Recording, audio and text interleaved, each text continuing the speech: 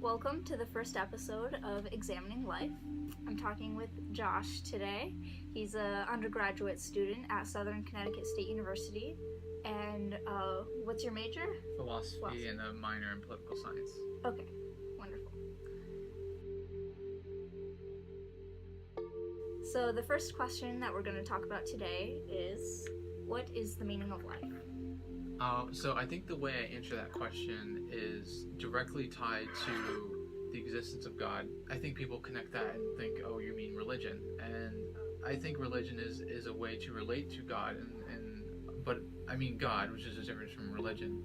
I'm a theist, so that means that I believe in the existence of God, particularly a Christian theist, so I believe in the fundamental doctrine of Christianity. But I want to make this not sound preachy. The reason why that ties so directly to God's existence is because, I'll say it, my popular opinion is that if God doesn't exist, I don't think that there's real meaning to life.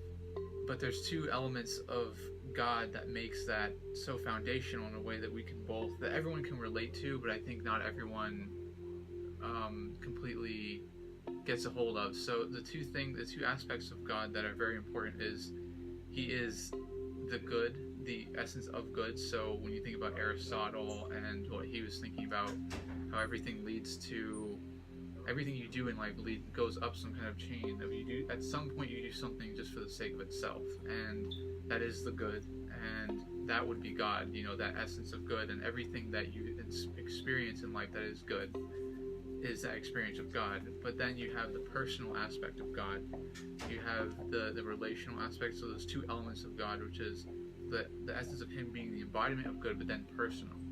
So I think for everyone who may not understand the personal aspect of God or grasp at that area, that's where we find more in religion and revealed religion, the good aspect of God, of being the essence of everything that is good. That's where we find meaning. But I think what's important is to find a purpose towards something personal.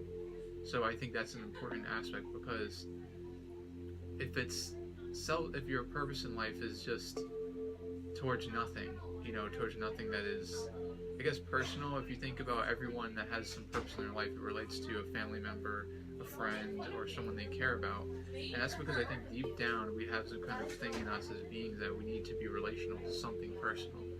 Now the thing about that is, like, we as human beings can let each other down, and everyone is fallible in some sense, and there's no way to 100% be certain in one human being. So I think that the two elements of God being perfect and then being that essence of being personal are important, because you can have a relationship with the good that is personal. It's that element is very important to have purpose, because then it's almost, to me, like relating. You can't commune as well with something that is not personable. That seems obvious, but I think that that's an important element to that question. So I want to focus on the two properties of your meaning being objective and being eternal. I think that without God's existence, I don't think things have purposes, because while you can have temporal purpose, I believe that's, you can have subjective purpose. Mm-hmm. I think that God gives an objective, and what I mean by objective is a purpose that matters, even not relevant to human opinion.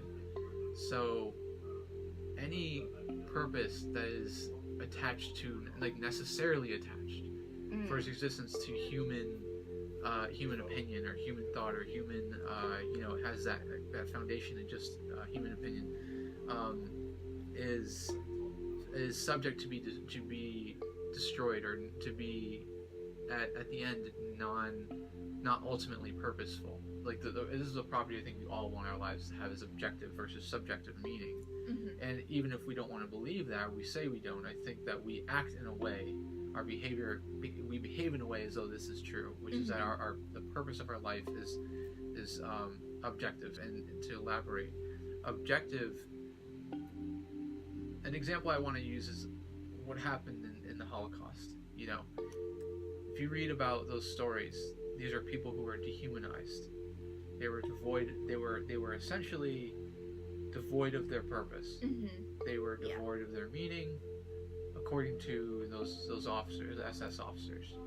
Um, and if we admit that it's that the purpose of your life is subjective completely in its in its ontology, not in how you choose to go about the meaning of your life or what purpose you put your life into, but in what it is.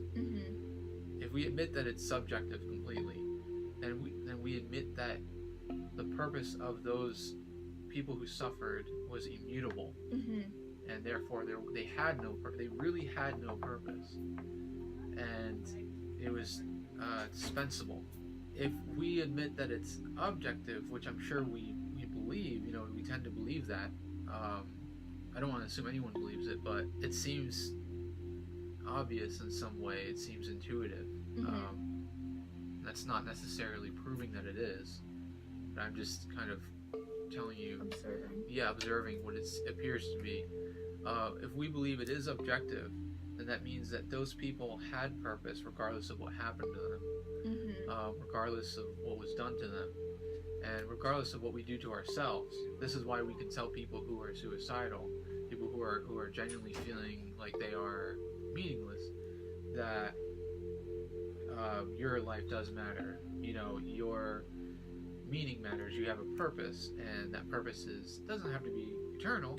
Maybe people don't want it to be. They don't care if it's eternal, but that meaning is objectively true, and it's regardless of whether you have family or not.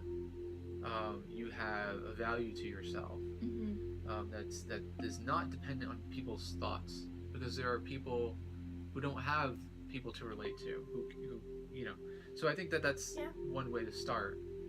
Because if we were to admit, well, no, like the only reason why it's objective, why it's okay for it to be subjective, because it matters to the people around them.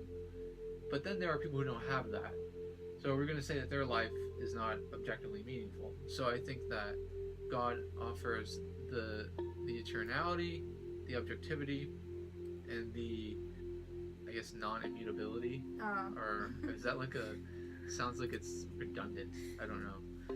It means that it's not perishable, I guess. Like your purpose and your objective value to your life and the meaning to your life is not perishable. It's not subject to destruction by any other force outside of yourself, even yourself, which I think is a good thing.